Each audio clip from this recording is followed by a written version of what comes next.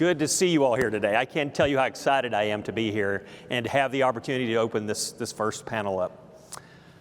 I want it all, and I want it now. Technology's realistic road ahead. So we've got some great panelists today to speak to this. I want to tell you how we came to it when we were trying to work on the agenda. I was attending a Southern Region FAC Rep meeting about 4 or 5 months ago, and I was in the process of briefing out, the programs, because everything was starting to get kicked back up. There's a lot of activity going on, so I was just trying to go through and give everyone an idea of where we were with programs. So I started to talk about terminal precipitation on the glass. So I'll do a little plug here. If you haven't had an opportunity yet, out in the exhibition hall, take a look at terminal precipitation on the glass. We'll start calling it TPOG for short. If you work in a TRACON, it is going to be a game changer for how you are able to see weather on the glass. So I'll just leave it at that. Anyway, I got to that subject when I was talking to the FAC reps for the Southern Region. And there was a lot of excitement generated about it. And finally somebody asked the question, well, how long is it going to take till we see this in the field? And I guess dropped the bomb, which was, 3 to 5 years. And I got this mixed reaction.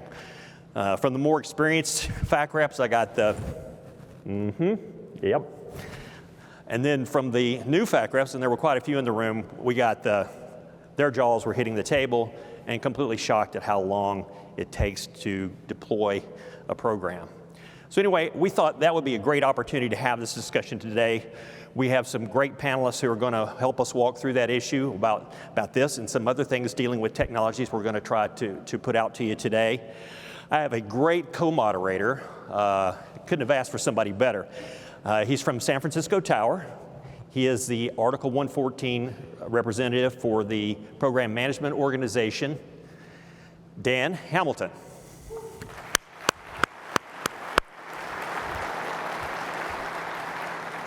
Thanks, Tom. I appreciate it. Good afternoon, everybody. Welcome to CFS 2022. It's fantastic to see everybody in the room today.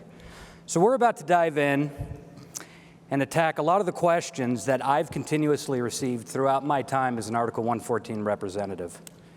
The panel members we have today bring a vast amount of knowledge and expertise that Tom and I are really excited to share with you.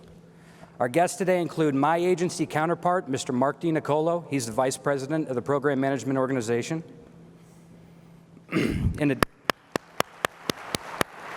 Thanks, Tom. In addition to Mark, we have Rachel Jackson, Vice President of Strategic and Aviation Programs for Raytheon. Next, we have Mr. Jim Eck, Vice President of Strategy for L3 Harris. And finally, we have Fran Hill, Senior Vice President at Leidos. So Tom, I'll hand it back to you to kick off the discussion. All right, I appreciate it. All right, Chrissy did mention it. I want to remind everybody of Slido. We certainly want, if you've got questions that you want to address to our panel, we've got the confidence monitors up here, and we'll see them as they pop up. So hopefully we'll get to take some questions from your audience. All right, so let's get right to it. I think let's just go with the obvious question, Mark.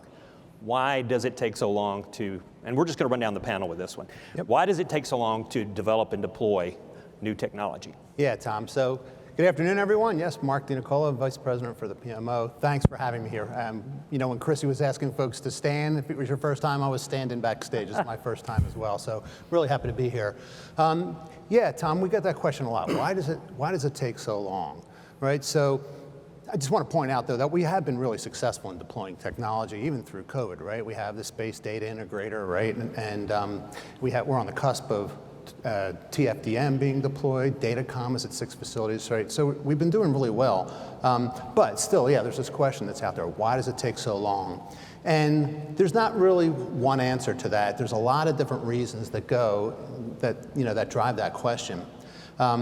Hate to start talking about budget right off the bat, but everything starts with money, right? So if you're not aware, when we do new technology into the NAS, it comes out of something called the F&E budget, right? The Facilities and Equipment budget. That budget, as mandated by Congress, is on a 3-year cycle. right? So if Rachel came to me today and said, hey, Mark, I got this great new technology that's kind of like Waze for urban air mobility that I think it's a great idea. You don't have anything like that, do you? No, nothing. So, right, it's a 3-year budget. So we would, to get a real solid funding line, that's 3 years away. Now that doesn't mean we can't get any money right off the bat, right? We could always get some seed money and start doing some work ahead of time. But the real, the heavy lift there for the funds, that has to get built into into our budget cycle. So, Tom, you mentioned TPOG, right, in your opening comments there, right? So, for instance, like TPOG, we have some user evaluations that have been going on. And if you caught Adam and Mike and Ben, they were talking about how successful that was, where we brought users in, we got some inputs, right? So we used some seed money for that, and we got it going. But now it's at the point where we have to get through the acquisition system, right? And that's the 3 years we were talking about. So 3 years to get TPOG deployed. Actually, that's quick, right? That's fast for what we have to do. So why is that? What happens to take so long after the budget piece? Well, we have to do a couple things to make sure we are being good citizens of the public's funds here. We have to go through an investment analysis, right? We have to say, all right, is there a good business case for us to do this program, right? We have to do alternatives analysis, right? Are there other options that are out there instead of the one that Rachel has, right? Because if I just went to Rachel and said, you know what, yeah, we're going to do that, we're going to spend money. Well, Jim and Fran might have something to say about that. Say, you know what, we want a shot at that too. Why does it just have to go there? So we have to do all that. We have to make sure we're fair when we put the contracts out there. We have to pay attention to small and disadvantaged businesses, right? That's something that we definitely have to make sure that we have fair and equitable footing for everybody, all the businesses that are out there. So there's a couple things that go into that, right? We have to make sure it's affordable. We have to make sure it's technically feasible. And we have to make sure that there's a business case for doing it. Just because there's technology out there doesn't mean it makes sense for us to do it from a business case perspective. So we have to do all those things just to get to a point where we're starting to write the software code, right? So that takes time. And that's part of the reason that leads to the timeline we have. Now there's also, deployment and software development complications that sometimes pop up. A lot of our systems these days, actually all of our systems nowadays, are getting more and more complex, right? They are interconnected. So there's dependencies on other programs. So if a program that's a dependency gets delayed, well, now it's going to impact that one. But I don't want to take up all the room here. I'll leave some space for you guys to talk about what that means from a software development and deployment perspective. Rachel? Yeah, so you took a lot of the things that I wanted to say, Mark. Thank you. This was easy. I think it is very different at times if you're on the outside of the agency to understand all the complexities and the competing priorities that the agency has to deal with. I was at the Next Gen Advisory Committee meeting last week, and when you're listening to what the operators care about and what their things are very interested in and all the things that need to be done and schedules that have to be met, it's hard to hear, or you don't hear that layer of what we think of as those regular infrastructure programs that keep the NAS running every single day. And so you've got an agency who's now having to deal with unmanned aircraft integration, space traffic integration, and a lot of things that create competition for that pot of F&E money that is there, which averages about $3.5 billion a year.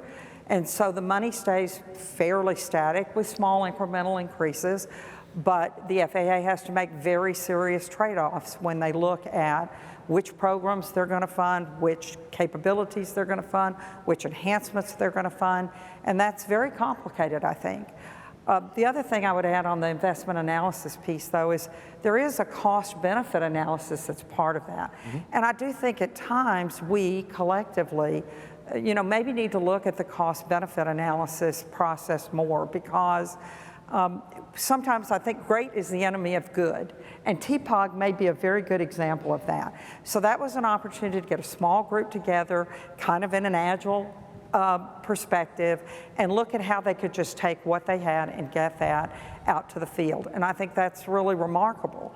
So there's times, though, that we kind of want to do the big thing. We got to be sure it, in STAR's case, STAR's at 900 facilities. And so we have to be sure that the requirements meet all the requirements of 900 facilities. And that takes time. And once you get through that process, now Mark has to figure out how he's going to pay for that. Jim? Oh, thanks, Tom. So we've covered the budget, and we covered kind of some of the opportunities maybe to do something different, but maybe back up one step. The National Airspace System is unlike anything else in the world. There's really nothing else like it, and I've looked at a lot of different places trying to find that thing that says, hey, this is just like what we did over here. And there really isn't such a thing. Something that's a real-time command and control system of this magnitude that covers 50 states and islands, et cetera, it just doesn't exist anywhere. It exists in smaller scale around the world in different ANSPs. It exists inside the DoD when they're putting together various contingent operations and exercises, et cetera. But for something that has to operate 24/7, 365, it's difficult to find lots of analogies for what we're trying to achieve. Now, before I give us all a pass that we don't have to do anything to make things better, I'll just say that in my office for many years, I had a sign behind me that basically said, "It's the architecture, stupid." And that sat right next to my National Airspace System, what was it called? The Simplified NAS. Simplified NAS. And a 1,000-piece puzzle, the Simplified NAS. And what that was trying to remind me of is that if you break up the problem appropriately, while you can't always control the scope and scale of the things we're trying to achieve, you can, however, start to deal with the performance of the system. And if you can lay it out properly, you can start looking at things like resilience, and you can look at things like latency and granularity. And so you start matching what the system has to deliver to the decision maker and what that decision maker is trying to achieve.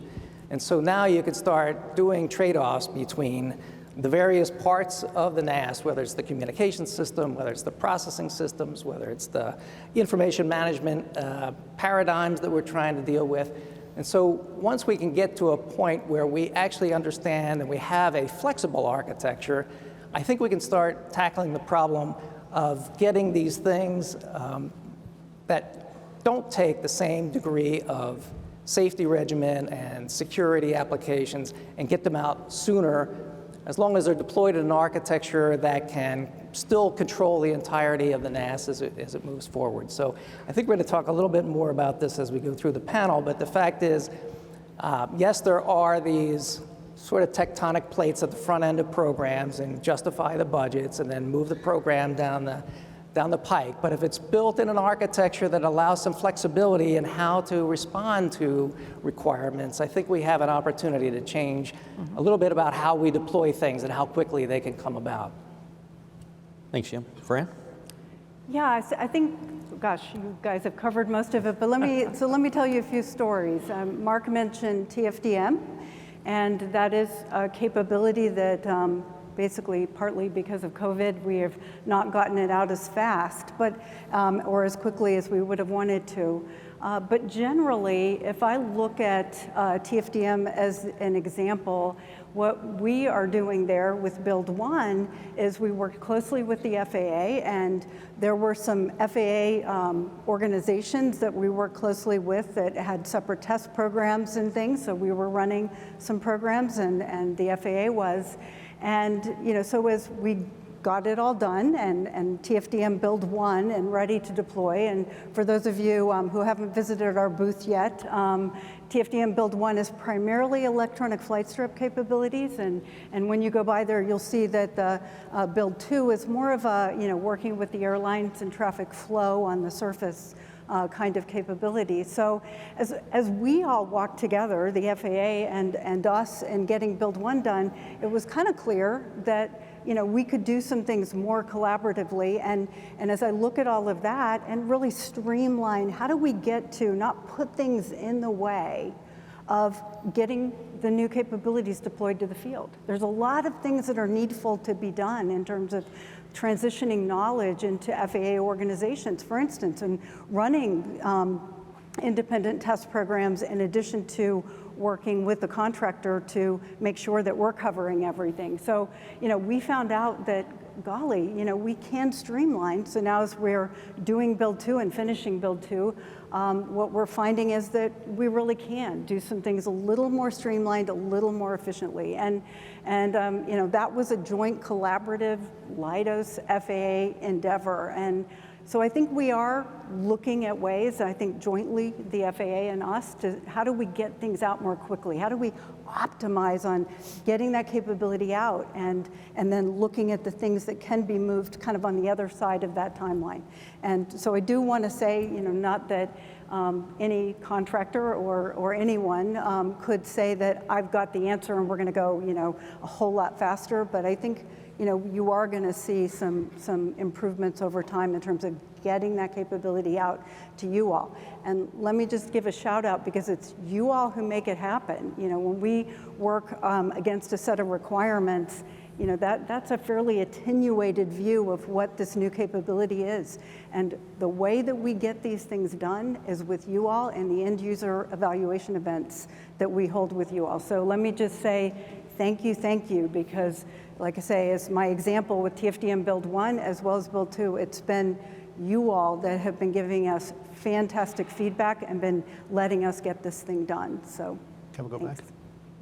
Can I go back? Yeah, absolutely. Yeah, and when Rich was talking, he was talking about our safety record, right? We're here communicating for safety.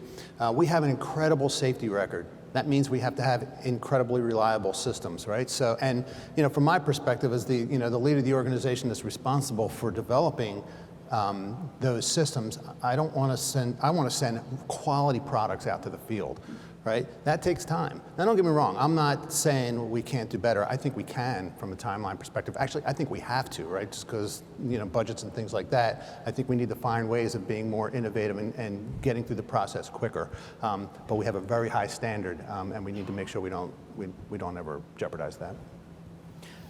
So just to dig into that a little bit deeper for Rachel and Fran, from your perspective, what are some of the reoccurring issues that you two see that drive the delay in developing and deploying new technology into the NAS?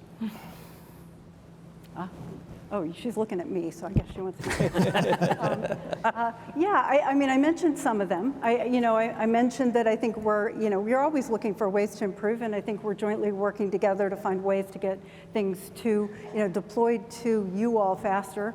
I think during COVID, we all have, I'm sure, a backup of new software ready to go out.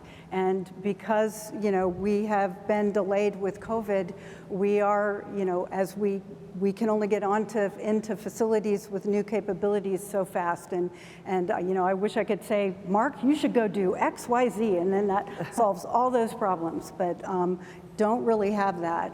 So I look at, we've got this backup of capabilities, whether it's, some of your capabilities like Datacom full services or some of my capabilities. And so we are kind of ready to push out there, but we are backed up with COVID. If I look at some of the other things, I think, like I say, during the time of COVID, it was hard to get folks to travel and hold some of the robust end user evaluation events as well. So, we are, back in, we're all back together again. I guess the gang's back together again, working together to make sure that as we take things out to the field, we get your input. Like I said earlier, that is critical. And that was a little bit more on hiatus. We tried to do as much as we could virtually with you all, but there's just nothing like seeing it in person. And like I said, the requirements are a pretty attenuated view of what a capability is going to be, and we need to get to that point with the user events and then get you all in the room actually being controllers with our technology. So I think. Yeah, I think those are all absolutely good points, Fran. And there are other things too, and I hate to come back to the funding problem, but we've both, Fran and I are very similar businesses, en route, terminal, and we put groups together very early on that the agency does. They come and they work with us. We have early user involvement events, which have been unbelievably helpful and successful, where we're bringing, controllers from the field in. They look at things, they play with them, and then we start packaging capabilities to get them ready for first development, and then testing and ultimately putting them into a build and getting them deployed. Well, along comes a budget problem. And a budget problem comes along, and those capabilities will get set aside until we can come back to them and have them adequately funded to go all the way through that process. The other thing too is that when you start looking at the FAA's, and I know we're going to talk about Agile in a few minutes, but the FAA has been doing, I think, a really good job of trying to employ some Agile capabilities or processes into these builds. But test is still pretty much done conventionally. Would you agree? Yeah, definitely. Well, and I think we do most of our development using Agile methodologies. Yeah. I think most people do nowadays. It's just a matter of in a safety culture, do you really want to not do that final test program? I mean, that is what we are all balancing. But I think many of us, or most of us, contractors probably use an Agile methodology, build a little, test a little kind of domain. Well, yes, and so, but that process takes time. And then you have to manage, there's another thing that the agency spends a lot of time managing, and that is, how do I do a Datacom upgrade and an ERAM upgrade and a STARS upgrade and work on NWP and work on TFDM, and then without perturbing the field. As I always have said, your goal in this part of the business is to not disturb the field. You have a job to do. And we need to be able to come in and do the work that we do and have that not be having a STARS upgrade at the same time ERAM is doing a software release. So those are all very complicated interdependencies that are very, very important for all of us as a group to think through and to look at. And unfortunately right now, that does take a lot of time, that we are all looking at what we can do to shorten that time frame and look at even more agility. And I think in some ways COVID gave us some of those opportunities. We actually did some testing that was witnessed by camera, believe it or not. And that became one thing that we could continue to do. And my hat is off, by the way, to the FAA for how you handled COVID, because that was very complicated. Thank you. But there are those things that we're trying to look at how we employ and keep moving this process forward. And I think collectively, we as industry, don't want to speak for you two, but I think we're in agreement. We want to help you, come up with solutions and be there to kind of help you look at the processes and where, if we could make suggestions that we could look at new ways to do things. Yeah, so I'm just going to chime in. Sorry, Sure, go ahead. Stepping on anyone. So, yeah, we talked a lot about the test process, test and evaluation process, right? I wouldn't say that we don't do any agile type of testing. I know we have several programs that we are following the agile suit. But is there lessons learned, and can we do better in that regard? Yeah, we can. And then, Rachel, to your points with a lot of the innovation we had during COVID for how we got tests done and kept some of the programs moving.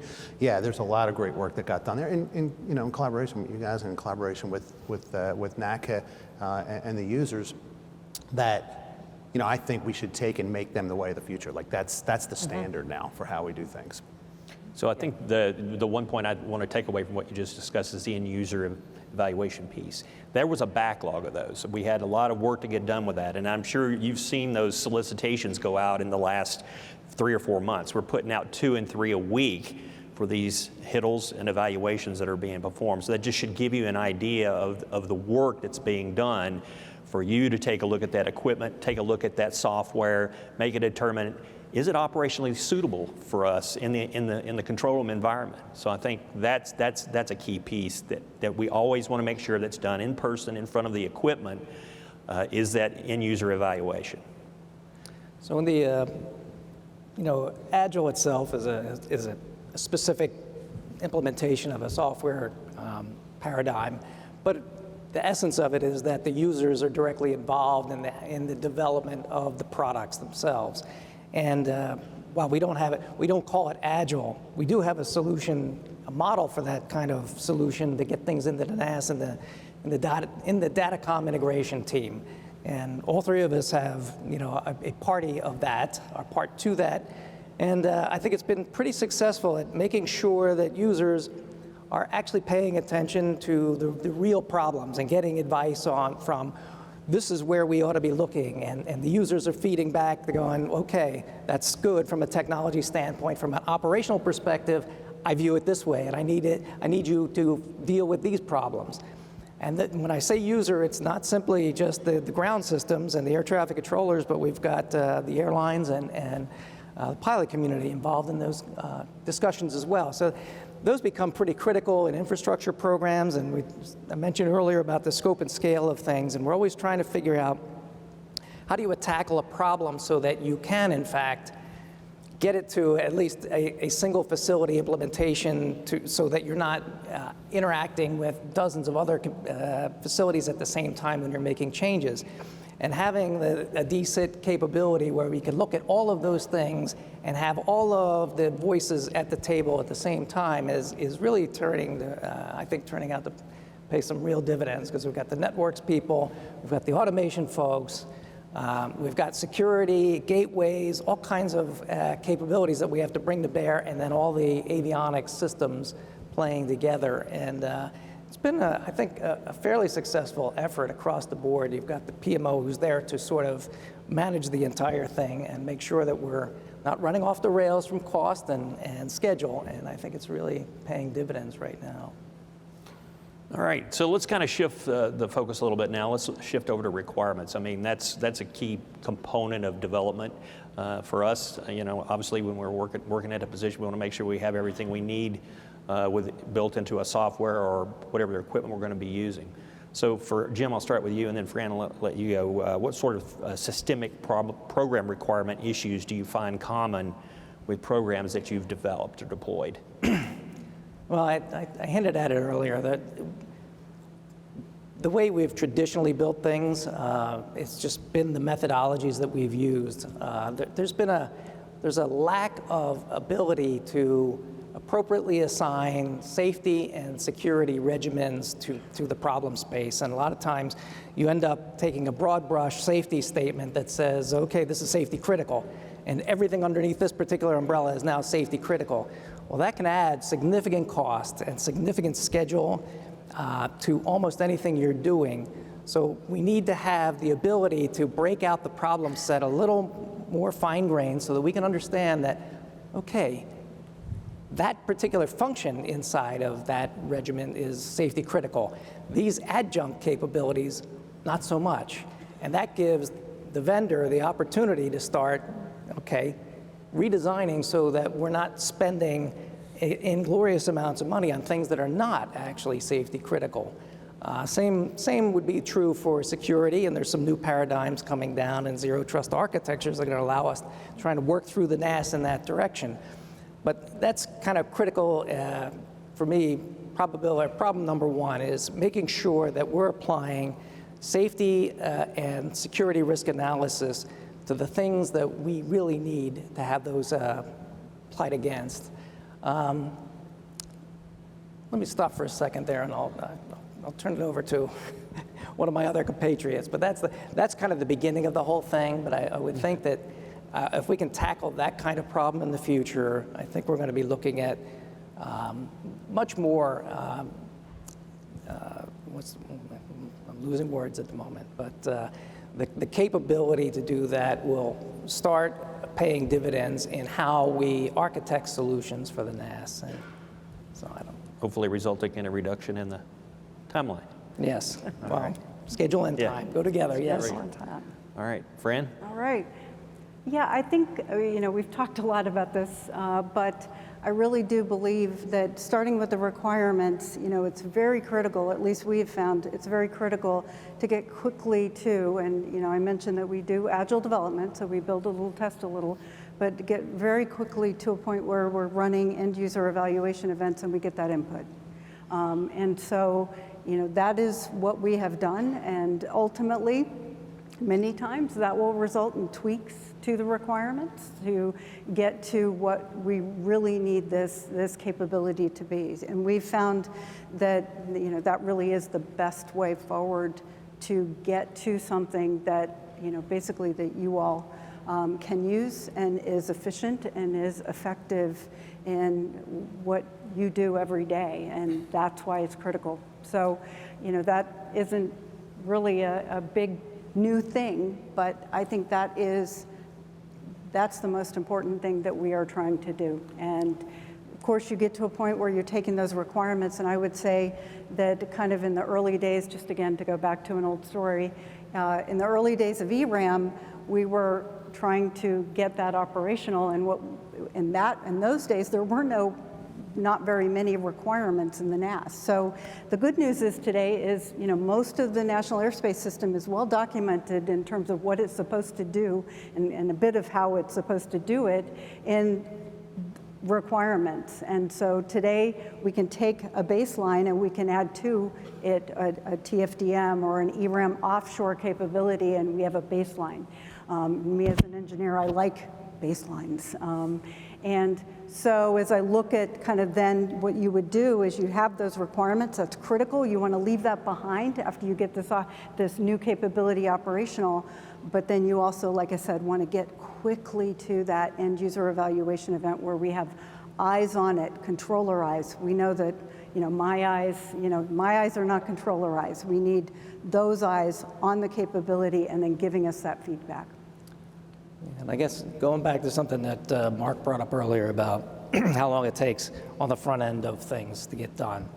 One of the other common problems in dealing with major programs is a lack of consensus on benefits. And I used to sit in my office in the FAA and say, I just want the big book of benefits. I want to be able to say that if I build this piece of software or that system and apply it this way, we get this much benefit credit, because we spend a lot of time. We could tell you how much it's going to cost to do almost anything. We could tell you how many weeks it's going to take to deploy it. We can tell you all kinds of very detailed things. But when it comes down to, and what is the benefit for having done that, it starts a raging debate. And that debate is fueled by lots of people who get paid to debate as opposed to build. And so at times, it's not helpful to the agency to not have sort of a driving consensus. And that means you have to do the stakeholder engagement thing. You have to get folks involved, both from the air community, the aviation community, as well as this user community, to say, if you do that, we can use it in this way, and that will in fact produce a benefit that is very, very much measurable. And going back to the DCIT itself, we've deployed lots and lots of metrics on that system, and we're able to take things forward to people and say, hey, notice when you started using Datacom in this particular fashion, how many additional operations you were able to conduct. Does that make sense to you? Is that a useful thing for you to do? And so those kinds of front-end abilities to quantify benefits quickly, I think would certainly shorten the life cycle associated with trying to move on some of our bigger programs. Now, if you guys have any other. So this question's for everybody, but Rachel, I'd like to start with you. If you take a look at other government or commercial contracts that your organizations conducted themselves with, are there lessons to be learned there that could be applied towards what we do within our realm? So I think that, yes, there definitely are, but I want to go back to what Jim said earlier. And there are a lot of people who want to act as though the National Airspace System is just a command and control capability, and it's just, and anybody can do it. One of the first things I learned when I got into this business is that this is very hard. There are so many complexities to the system because it is designed to be the safest, most efficient in the world. And so it is hard at times to compare to other programs. I know that there has been an effort, we at Raytheon have worked with a company that really kind of focused on agile development. We've instituted agile processes across a number of our programs, even across some of the ones that over in our missiles and defense area where you would think there might be a little bit of resistance to that kind of approach. But the NAS is unique, it really is. And I could cite capabilities that were done in an agile development fashion for the United States Air Force, but that was a kind of a scheduling type of tool. And even the Air Force and some of the DoD have struggled with implementation of these new sorts of processes. And it doesn't mean we don't get there. We also use agile, development processes, when we do any of our programs, whether they're NAS or non-NAS, et cetera. But this is a unique sort of environment. And again, I go back to a couple of things. The interdependencies, we also build surveillance platforms, radars. And the interdependencies of making sure that schedules line up, funding lines up, that transition and deployments do not overlap each other. It's a very complicated situation. So I do think we can learn some from the Amazons and the Googles and SpaceXs of the world who are looking at doing things very differently. We're really looking at that in the unmanned aircraft kinds of worlds, et cetera. And I think we can really look at that. And part of that could be going back to what Jim said about everything doesn't have to be safety critical or mission critical, right? Can we do microservices as an example of certain capabilities and pull those apart and have some be mission critical and others safety of life, and be able to then have a framework to be able to deliver capabilities sooner? Can I go next? Yeah, because you mentioned some of the stuff that the Air Force is doing, right? So you're talking about Kessel Run. Exactly. Right? Yeah, Kessel Run, which is an Air Force project.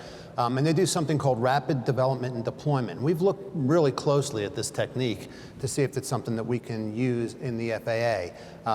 And we think we can. We have a group that's studying that more to see how we can fit that into the acquisition management system. And it does have promise. Now, it's not just, it doesn't just focus on the software development phase of it. It focuses on everything from soup to nuts, from the beginning to the end. So all that stuff I talked about, in the beginning with the investment analysis, it looks at doing that more rapidly as well. But like you said, Rachel, there are some stumbling blocks with it, right? Because we talked about requirements, right? So the requirements aren't set in the beginning. They're flexible and they shift, which is good because you can get the users in there to take a look at it and say, no, it's not exactly the way we want it. We need it to look more like this. We could address that up front. The problem is, if the requirements keep shifting, it winds up costing us more and more money to change the requirements. But I do think there is something there, and something that we can learn from that from some other organizations. In fact, we actually use that methodology and we deployed something called it's called NAS Status. Right? And I'll do a plug for it. It's nasstatus.faa.gov, right? You can go out there. It's a public-facing website. It's great for when you're traveling, right? Because you can go in there and it shows you all the, the delays in the system and check it out. And we were successful with that. But it's kind of like a, website, status type of program. So there's probably opportunity to use it for those types of things. But we're not at a point yet we can use it for like conflict alert, or safety critical systems, right? We're not quite there yet. Right. So Mark, on the, following up with what Rachel was talking about though, that it seems to me that the uncrewed systems arena is a place where we could pilot a lot of things in that arena and take a look at them critically and objectively and say, hey, if it works there, maybe it works in crewed systems, okay? That we don't have to just wait until we've proven something out in some kind of operational evaluation with one of our large system capabilities, that we should be learning back and forth between the two communities. And I feel like using UAS as a piloting technique might be very productive for civil aviation writ large. So just a thought. And I got another thought, but I'll defer to Fran if she has any thoughts on this. And if you don't, I got other thoughts as well. Oh, okay. All right. Yeah, I think the only thing, and I think it really has been said, is if you have something that's not safety critical, is there a different methodology? And, you know, I would say one of the methodologies that we've used, you know, working with the FAA, but is more of a services idea. So again, that doesn't really work potentially for some of the safety critical, but if you look at some things that could be done effectively where the vendor is providing services and over time has estimated a certain amount of change and upgrade, so that's kind of built in, so you're constantly getting upgrades. Again, that works with some things and not others, and you know, we have you know, one program that services mentality has worked well for. So that's another option, I think. But I think there are just a lot of different situations that would drive very different approaches to, you know, how best to provide the capabilities. All right, so let's go to Slido. I see a question up there I'd like to ask. Can the FAA use systems or equipment already used in other parts of the world? This would greatly reduce the time needed to deploy technology. Is there... You're looking at me. I'm looking at you. I think we've had this conversation before. We have had that. Yeah, there are obviously a lot of systems that vendors have that they use in different parts of the world, right? And if we were able to use them, it would essentially be a commercial off the shelf, a COTS buy and implement it. But we are different at the FAA, right? We do things differently than a lot of places in the world, and I think that's, part of that is why we say we have the most, efficient and safe air traffic control system. But it does make it challenging for us to be able to just go buy something off the shelf and implement it. So we typically have to do software development for requirements that are unique to the FAA, and that drives up time and cost, as you might imagine, right? But we are doing some work to see if that is something that's more viable, right? So if we need to replace our voice switches, I don't think that's a big surprise to anyone. And we did an effort up at the tech center. It was called Chorus. Don't ask me what the acronym is. But where we looked at different systems that were off the shelf and looked at it from a perspective. And NATCA was a big part of this, and I think PASS was involved in it as well, right?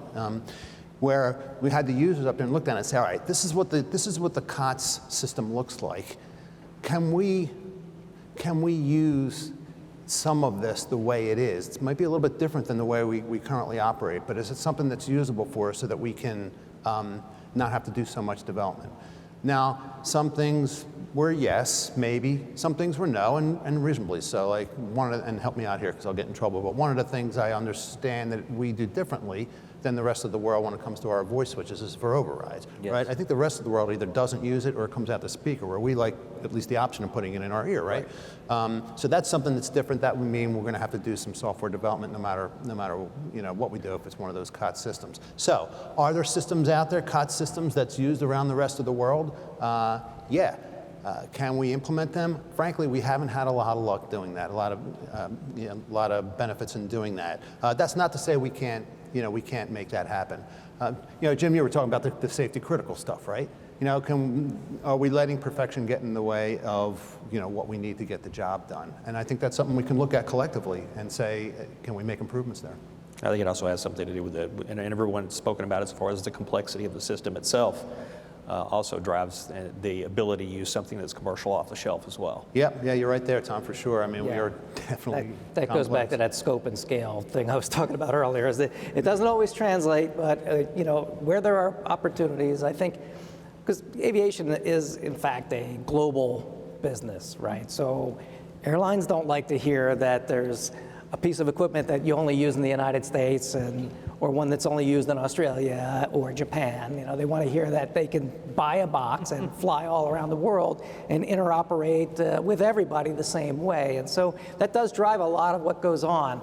I would say so far in the world, probably a testament to the FAA itself is the fact that we're probably a large exporter of that as opposed to importer. Because most people are looking around at, what's the FAA doing with this thing? We get that, we work internationally a lot, we get that question all the time. What is the FAA doing? Because I want to make sure I'm not getting too far afield from that. So it is a good idea, and I think as technology expands, we'll look at those opportunities. I know we do all the time. Yeah, I was going to, we as companies, I know Leidos certainly does, and we do, we look at the best technologies we have, and we make a lot of decisions that we call make versus buy decisions. Are we going to build it ourselves? Are we going to find a capability that's a pre-developed product that you can modify to fit into the NAS?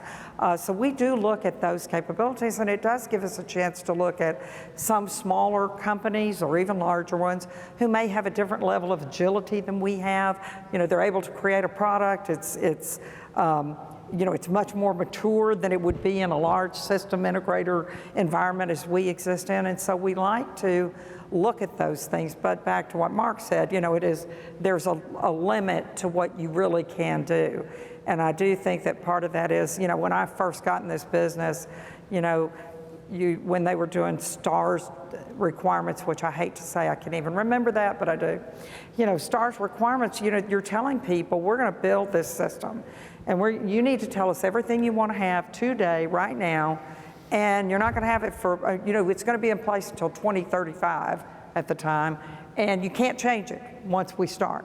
Well, we don't operate like that anymore. We're trying not to operate like that anymore. But there are just limits into how much we can integrate into these systems and have them be capable of and adding additional capabilities over time. So I think that's a good segue. This most popular question on Slido right now: if you could wipe the slate clean and start from scratch, how different would the NAS look from a technology perspective? Anybody want to take a? I went first last time.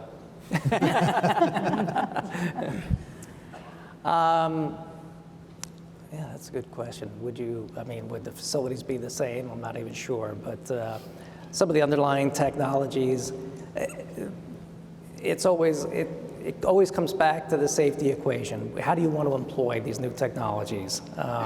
So take something like 5G. So it has tremendous potential, and certainly we're all exploring that. In fact, I was going to point out something to you, Mark, that the DoD has embarked on a thing called Joint All-Domain Command and Control, and they're looking at a problem space that, for me, always looks largely like the National Airspace System and how it's integrated and how it works. Now, they have a much bigger problem to deal with because of the dynamics of what they do, and they bring things together as opposed to FAA, who keeps them apart. But other than that, the decision-making paradigms are very similar. They run what they call, what we all call other transaction authorities in order to explore the limits of technologies that might be useful to their problem space. And I think maybe that's something we should be really taking into consideration as another methodology. Obviously, we've got NASA doing lots of things. We've got FAA, PMO doing things. We've got the Next Gen organization doing things. The OTA process that the DoD runs gets larger vendors involved without taking on the whole issue of OCI paradigms and gives you a whole different perspective on how technology could evolve. But so I'm just thinking through, so 5G might be something. So you might look more wireless. You might look at more SATCOM. You might look at a couple of different methodologies, probably underpinned by, a ubiquitous land-based telecommunications infrastructure. But so all those things are possible. There's lots of things that are kind of nailed down in the architecture of the NAS right now, like where you put radars and how they function, what they do, that you might do differently if you were to wipe that slate clean. How you would share information really becomes a huge game changer. And that's not to say the FAA isn't trying to do that. If you kind of looked at the vision statements around infocentric NAS, that's where everything is posited to go. There's huge legacy barriers to doing some of that stuff, but we'll overcome those over time. But if you had a clean slate, you'd probably move right to a whole different protocol set, a whole different way of exchanging information, and with whom and how, right? So that's Jim's vision. Okay. Mark? Yeah, so two things come to mind, right? So when we deploy new systems, one of the things we need to get better at is divesting ourselves of the old systems that are out there. And it becomes really, especially if we're talking about like nav aids and radars and things like that, it's hard to remove something, especially if a local community has at least a perspective that that is essential to their community. So if we were wiping this slate clean, I would wipe it, like really wipe it clean, and then start out with the newer technologies, right? And then we would be divested of the old stuff. That's one. I have two. The other thing is, Jim, you were kind of going there a little bit as well. I don't know how happy you all are going to be to hear this, but I would change the perspective of where we have the big monolithic systems that have everything built into it, right? I would change it to a separate system. I mean, if you could compare the NAS to a cell phone, right, where we would have like an operating system that underlies the NAS, that is the foundation for which we build all of our technologies on top of. And then we would have smaller applications that kind of sit on that, like that iOS or that operating system that is all the other functionalities we have in the NAS. And I think that would make it easier to make changes, number one. I think it would also open up opportunities for a lot more companies to get in and be able to compete, to be able to fulfill some of the requirements that we have. Great questions, by the way, from the audience. Appreciate that. So Mark was kind enough to come to our Article 114 meeting yesterday, and I told you I was going to ask you this question. Yep. So is it possible to overhaul the acquisition management system? I mean, that was one of the reps asked that question. Yeah. Mark, Yep. you going to ask me that I think tomorrow? it was Bill. You bet. Right? So, yeah, and like I said yesterday, Tom, sure. I mean, anything's possible. We can, the AMS is, federally mandated, right? But that doesn't mean it's impossible to say we're going to have an overhaul of it. But I don't think we need to. I mean, the AMS is built to be flexible. And if you don't know, our acquisition management system is something that's unique to the FAA, right? Because the rest of the government uses the FAR, Federal Acquisition Registry. Do I have that right? Yes, the FAR, right? So we have the AMS, and that was specifically set up for the FAA so that we can be more flexible and more agile in our acquisition. So I don't think we need to overhaul it. I think we need to explore ways where we can use the flexibilities of the AMS to get things delivered in a more timely way. All right. Anybody else on that one? I mean, I would just add to that at the beginning in the AMS, there is a plan that starts, and you make a plan, and you have a systems engineering kind of approach. And I do think that AMS has, one of the challenges is, I think it's a very good system. It's like anything else, it's not perfect, but it does give the agency flexibility. In fact, we've seen over the past few years, other agencies come to the FAA to acquire things for them because of AMS. So I think that's very valuable for us. The thing that I think that we have to do, though, is obviously as people come in from other government agencies who know the FAR, it's human nature to start relying, even though you get trained on AMS, you rely, or you go back to where you were trained, right? Your original thinking is FAR. And so I think that we can do a lot better in terms of just at least applying, the flexibility that we do get through that effort, and maybe doing some additional training to all of us or any of us who use AMS for what it is, but, and contracting officers especially. All right. All right. Yeah, I can. Yeah. Sure. I mean, I'm no person like Mark who understands the AMS, but just to, the follow-on actually to the last couple discussions to you all, our experience with the AMS is what has, produced the set of programs that we have right now and ERAM and those sorts of things. And as someone who also works internationally and goes out there, and we were talking about that, let me assure you that my experience there is that mostly we are exporting capabilities from the U.S., not the other way around. Yeah. And so I can't say I have seen it's really cool stuff in New Zealand on some unmanned aerial vehicle kind of tracking, really cool stuff. So I'm not saying there aren't some cool things out there that we might want to to look at, but generally, like I say, we are taking capabilities, and the rest of the world, wants them, and they work really well. And if it were not so that, the U.S. Must have some of the best air traffic control systems in the world, because the rest of the world, at least the subset of which I have interacted with, is very interested in these. So I think that just, maybe it's an attenuated view of it, but the AMS is producing some systems that are good, safe, and are out there with the best of them in the international community, I think. Yeah, thanks for saying that, Frank, because I was thinking of saying that and I forgot. But yeah, you're right. I mean, you look at things that we've done, like terrestrial ADS-B, where we're leading the world with that type of technology, right? You talk about Lance, what we did for our drone operations, and the space data integrator that I mentioned, right? There are things that we are doing that is leading the world, so people are looking to us, and that'll be the way of the future as well. Sorry, Jim. Had to get that in. Good job. Thank you. Thank you. AMS as a policy is extremely flexible. In fact, it was intended to be permissive, right? It was intended to allow lots of different things. And we haven't figured out as a community actually to use all those things. So a lot of it is even the FAA talking to industry in a very collegial and back and forth, give and take kind of arena. It's actually difficult for industry to do that. There has to be a way in which to conduct those kinds of discussions where everybody doesn't have to give up all their intellectual property on day one when they open their mouth in a room. But at the same time, the FAA would benefit greatly by having that. So that's one area where we could be better. But that's not a policy change. That's a procedural, practical practice change, right? And we all just got to get better at that. One thing I was thinking about as we were talking, though, is that, okay, so one thing we don't do really well is an off-ramp kind of system. If things aren't going well, like what's the time to just say, hey, this didn't work for us? And it's unfortunately, part of the problem there is that that's a black mark for everybody, right? If we put up our hand and go, this didn't work out, right? But maybe it shouldn't be.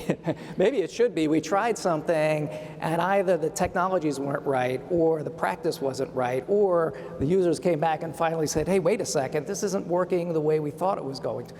If there was more of a process around those kinds of things without the stigma of quote unquote failure, we wouldn't maybe stay at a process beyond its useful life, right? And trying to make something work. And again, I think it really goes to what we've been saying here all along, is that, and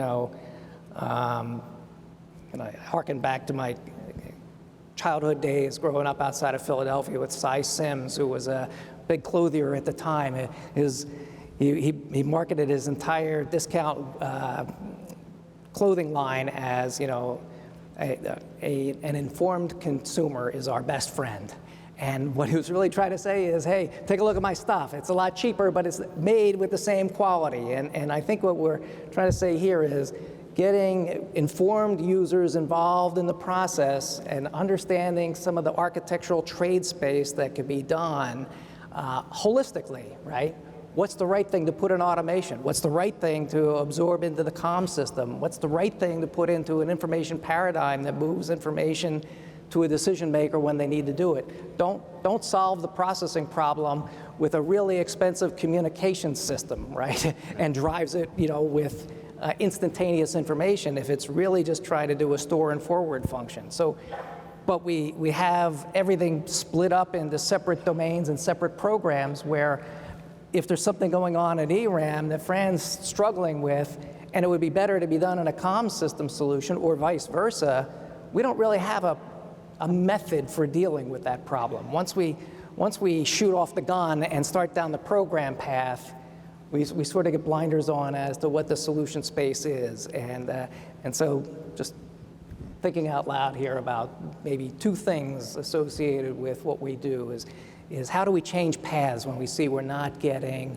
the best solution possible here, especially when we get feedback direct from users. So.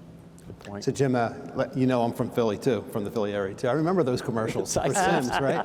An informed consumer is our best customer. I don't know if it's a bad omen or not, because I think they went out of business. Yeah, they did. They did. Yes, they did. But All you know, I want to go back to what you said because I so embrace it. You know, this is an agency. We work in an environment where there are 535 people up the street from where the FAA is who want to tell them and have complete, authority over this agency, and that's the United States Congress. Next year, Congress is going to start reauthorizing the FAA. So each year there's an appropriation, but every 5 years there's an authorization that authorizes the agency to continue to essentially exist and perform. And when you have, again, when I talked earlier about stakeholders, there are so many stakeholders, and with it's hard at times for people who are not inside this system to recognize that there are times that we strive for perfection, but we don't always reach it. And that does need to be acceptable in some form. And by no means am I suggesting that we blow through cost and schedule or, do have requirements growth. But there has to be a little bit of that pushing the envelope to see if things will work and be better for this system. And at times that's a hard risk for the agency to take on, or for us to take on, because that's what we do. We manage risk every single day, not only in the operation, but also in what we do. And so it would be nice to see a little bit more of that, just a little flexibility of what did I learn, what are the lessons learned I got from this particular instance that we can employ for the future and that we could collaborate on, because it really is the truth. We work together. We work alongside each other all day long, but it would be nice at times to really solve some problems together and maybe bring some solutions to you or suggestions. All right, we've got just a couple of minutes left, and I did want to get one more question in. So following the musical theme of I want it all and I want it now, if you can't always get what you want, but you can get what you need, what is the one thing that you'd say needs to be done to ensure that NACA members get what they need sooner? Fran? Oh, I get to let go you first go on this first one. today. All righty. I said this, and I think perhaps I don't have as broad a viewpoint as Mark does, but the one thing I think is that we could do to be a little bit more efficient is just looking hard at the streamlining to get things to deployed to you all by removing, and this isn't, there aren't always obstacles, but if there's anything in the way, we in Leidos do these Kaizen events where we look at, how do we get something done a little faster, a little more efficient, that sort of thing. So just looking at, are there ways in which we can optimize on the deployment of new capabilities to the field and delay a little bit any of the things like the things I mentioned earlier, that perhaps if it's run an independent test program, maybe we collaborate, just like I mentioned that in build 1 of TFDM, we had done things separately, and then we learned, gosh, it's better to collaborate. So for build 2 in TFDM, we did things together. So I think just kind of being mindful of, I wish I could say, here's the silver bullet that's going to solve all of Mark's funding problems, but I think just constantly looking for that streamlined deployment of capabilities to you all, and I think that's the most important thing to do. And there are a few things that we can do along the way, I think, potentially to look at some options there. Jim? I'll reiterate it. I was tongue-in-cheek about SciSims, but actually, where we get focused around programs, I think if the users are looking at the holistic solution that's being brought forth, I would offer that getting a voice from the user community that says, well, why are we doing that in this system when we could have had it over here a lot simpler, and bringing that feedback that says, hey, maybe we're not looking at this problem correctly, and maybe we can support this where we sort of provide the started as the architectural feature of this is if we're not explaining the architecture well enough, then maybe that's on us to do a little bit better and work with Mark and his team on doing that. So, Rachel? So I feel like, I'm like the genie has given me 3 wishes, and, my third one needs to be I want a whole lot more wishes, because, there are a lot of things we do need to do, but I do think another thing would be to look at, we do tend to manage or to plan in short spurts, 3 years, 5 years, but looking across a 20-year evolution of the NAS and trying to identify what that costs with that evolution. So you're trying to marry up at least some initial planning of what funding is going to be required, and then being able to manage to that in every capability and everything that we do, and looking, it would give us the chance, Jim, to look at, are we putting some capability in stars that would be better off in a comms environment? And I think that longer term look at the NAS would be very valuable for us. So I kind of like to see something like that. And by the way, I'm not a person who wants to plan. I'm like a person who wants to implement. But I think the other thing that sort of thing helps us with is we make investments, internal investments. And we need to look at where the NAS is going to start to be able to marry up our own internal research and development. And inside companies, I'll just tell you, in a Raytheon, I'm sure in Leidos and Harris it's the same, you're competing for those dollars with other parts of your corporation who have big things that they're doing. And so I think that being able to, that sort of a plan would enable us to align much better, bring new technologies further forward, and also have the agencies maybe start acquisitions faster, sooner, maybe than we're doing today, because we have to absorb some of the things that we know are the realities of what it takes us to actually deploy these systems. Mark. I want it all and I want it now. Right, so that's probably not realistic moving forward. We have resource constraints. We always have and we always will. But Tom, I think you said it. I mean, I love that Rolling Stones song. You can't always get what you want, but if you try, you can get what you need. And that's, and I think you asked, like, how can NACA help with that? Help us make that decision. What is it that we actually absolutely need? Not what we want, right? Understand the resource constraints. And yes, we still need all the, like the 114 reps and my program managers all need to be the champions for their programs, but also have that understanding of if we have constraints and we can't deliver everything you want, this is why that we're saying that, and then help us to get to what it is we actually need. All right, great discussion. I want to thank all our panelists for being engaging in this and having this conversation with the audience. Appreciate it. Thanks, everybody.